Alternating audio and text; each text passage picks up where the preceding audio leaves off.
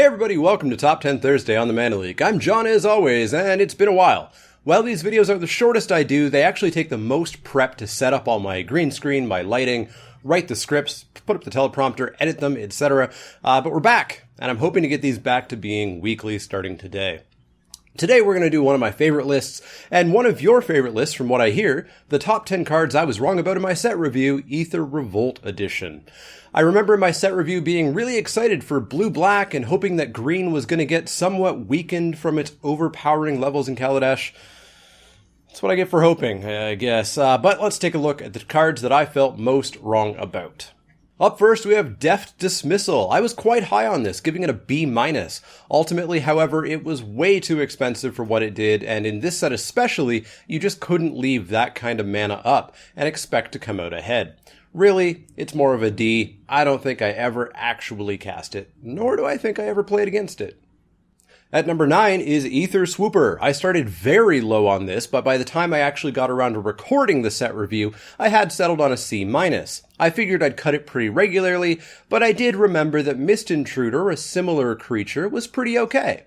Turns out, yeah, it's surprisingly fine, and even a pretty high pick. More of a C+ overall in a vacuum. Pick-wise, feels a little bit higher than that even.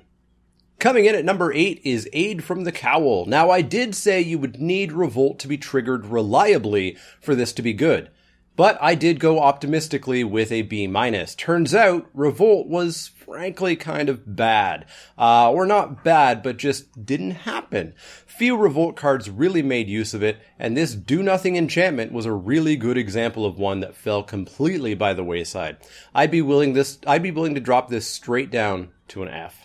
Up next at number 7 is Welder Automaton, another pretty unassuming card that I assumed was going to be mediocre and end up being just not really solid. You'd cut it most of the time, play it if need be. Well, it's not as high a pick as Aether Swooper turned out to be. It could be pretty darn good at times, in fact most of the time. It was just super solid, and you'd played nearly as many as you could get your hands on in red. Much more of a C+. 5 cards are up next at number 6, the Implement Cycle as a whole. I rated most of these as Fs, with a couple at C- and D-.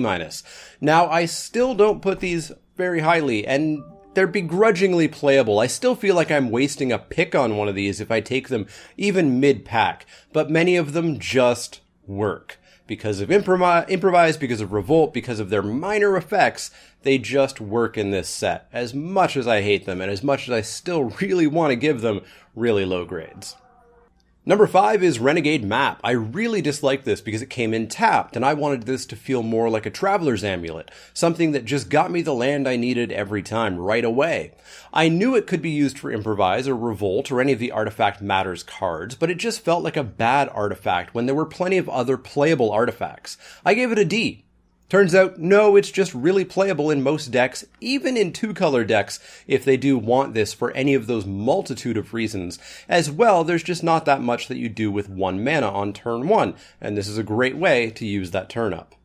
Vengeful Rebel comes in at number 4. While I was very optimistic on Revolt with Aid from the Cowl, I felt that Revolt on creatures was going to be tricky to pull off, and Vengeful Rebel demanded a pretty specific board state to even get solid value out of it.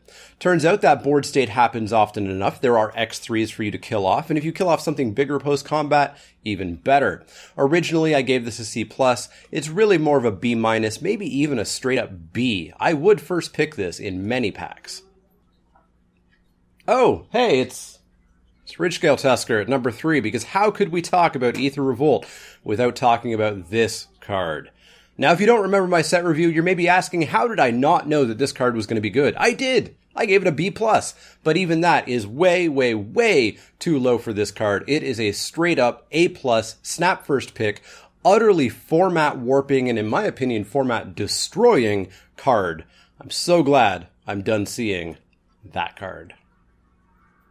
Ridgescale's BFF, Winding Constrictor, comes in at number 2. I gave it a C+ for being a gold card, so it was harder to pick highly, and wasn't sure if +1/+1 counters would really pull off as a deck, especially with Fabricate being in only 1 pack.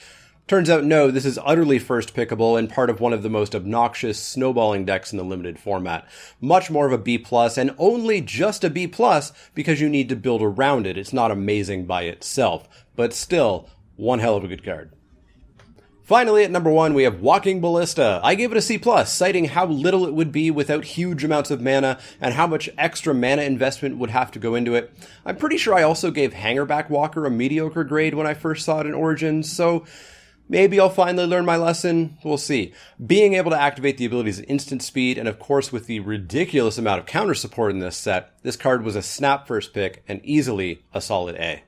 So that's going to wrap it up for the top 10 cards that I was most wrong about in Aether Revolt. Let me know in the comments down below what you were wrong about, what you originally thought was going to be amazing and wasn't, or what was going to be horrible but turned out to be fantastic. Let me know down below. As always, if you have any questions, comments, or suggestions, you can find me on Twitter at TheManaLeek. That's L-E-E-K, like the vegetable, not the card. You can also find me at Facebook.com/TheManaLeek, Twitch.tv/TheManaLeek, and Patreon.com/TheManaLeek. If you want to become a backer there, there's all kinds of rewards. And in fact, starting today, my Amonkhet set review notes are up, and I'll be updating those every day as more spoilers come out. So if you want to be the first to see what I think of some cards, make sure you do check out the Patreon there. As always, if you have any questions, comments, or suggestions, let me know. Otherwise, see y'all next time.